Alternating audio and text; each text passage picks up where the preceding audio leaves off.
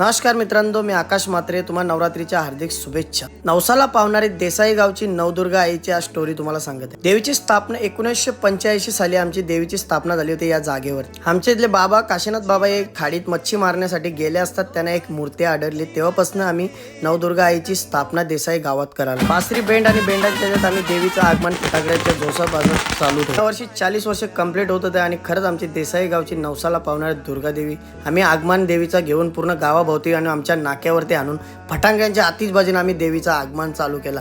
आणि या उत्सवात पूर्ण देसाई गाव सामील होतं. आणि आमच्या देसाई गावात एकच देवी आहे. आमच्या बुवा बघा कसा फुलांच्या स्वागत करतात देवीचं ना. आमची इकडे बालासा फटाक्यांच्या आतिषबाजीत म्हणजे पूर्ण गाव आमचा एकत्र येऊन हा उत्सव आम्ही साजरा करत असतो ना. आमची देवी तसंच बच्या अंगाने येऊन देवी आमचे जल्लोषात सामील होते ना. तुम्ही देखील तुमचं नवस असेल तर आमची दुर्गा देवी नक्कीच पूर्ण करेल अशी आमची नवसाला पावणारी आई नवदुर्गा देसाई गावची. असा होता आजचा ब्लॉग.